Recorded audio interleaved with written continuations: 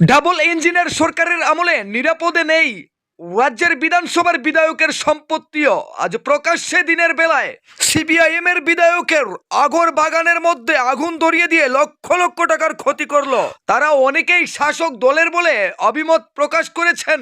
যুবরাজ নগর বিধানসভা কেন্দ্রের বিধায়ক শ্রী শৈলেন্দ্র চন্দ্রনাথ তিনি বলেন, রাজ্যের প্রফেসর ডক্টর মানিক সাহা যিনি বর্তমানে মুখ্যমন্ত্রীর দায়িত্বে আছেন, বারবার ঢাকঢোল পিটিয়ে তিনি বলে থাকেন যে রাজ্যে সুশাসন চলছে, রাজ্যে আইনের শাসন নেই, গণতন্ত্র নেই। বিরোধী দলের তোলা এই স্লোগানকে যারা মেনে নিতে কষ্ট পান তার জন্য জ্বলন্ত উদাহরণ হয়ে রয়েছে আজকের এই ঘটনা।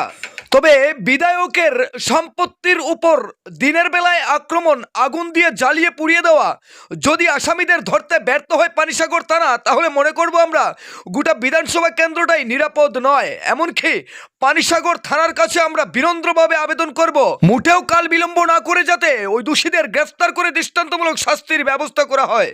একান্ত টেলিফোনে এক সাক্ষাৎকারে যুবরাজ নগর বিধানসভা কেন্দ্রের বিধায়ক শ্রী শৈলেন্দ্র চন্দ্রনাথ জানান যে বিরোধীদের শক্তির কাছে, রাজনৈতিক শক্তির কাছে সিপিআইএম এর একের পর এক কর্মসূচি আটকাতে না পেরে বিরোধী দল অর্থাৎ সিপিআইএম এর বিধায়ক নেতা কর্মীদের বাড়িঘরের মধ্যে বাইক বাহিনী দিয়ে আক্রমণ, এমনকি পুকুরের মধ্যে বিষ ঢেলে দিয়ে মাছ মেরে রাবার বাগানে আগুন দিয়ে বিরোধী শক্তিকে দুর্বল করার যে চক্রান্ত করা হচ্ছে তা কিন্তু ঠিকই সিপিআইএম সহ গোটা রাজ্যের মানুষ উপলব্ধি করতে পারছেন।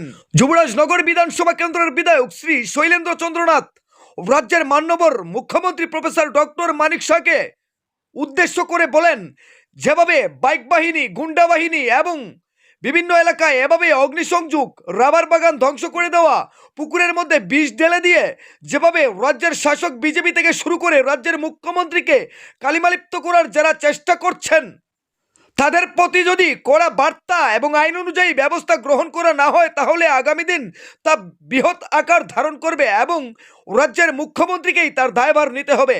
তাই এক্ষুনি এই গুন্ডাদের বিরুদ্ধে, এ ধরনের চক্রান্তকারীদের বিরুদ্ধে, যারা প্রকাশ্যে দিনের বেলা আগুন নিয়ে খেলা করে, তাদের বিরুদ্ধে দৃষ্টান্তমূলক শাস্তির ব্যবস্থা করা যদি হয় তাহলে মনে করব রাজ্যে সুশাসন আছে, না হলে সুশাসন শব্দটি রূপকথার গল্পের মতো ইতিহাস হয়ে রইবে।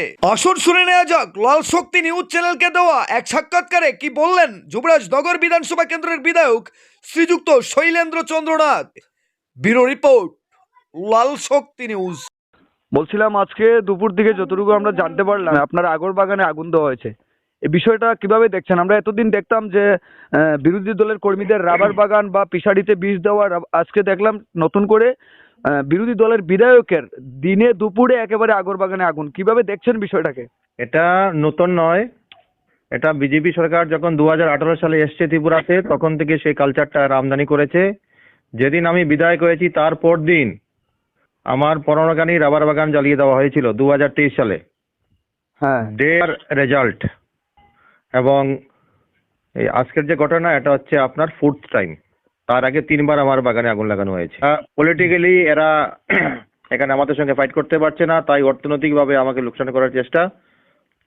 তো তাদের কাজ তারা করবে, আমার কাজ আমি করব। আমি পুলিশকে জানিয়েছি, পুলিশ তদন্ত করে গিয়েছে, আমি বিচার চেয়েছি এবং আগামী বিধানসভাতে অধিবেশন রয়েছে 21 মার্চ থেকে, বিধানসভাতে এটা নিয়ে আলোচনা করব, আমার দাবি উঠাবো। আচ্ছা, একজন বিধায়কের বাগান নিরাপদ নেই, বারবার আগুন দিচ্ছে, আর বিরোধী দলের কর্মীদের কথা তো আর বলে লাভ নেই।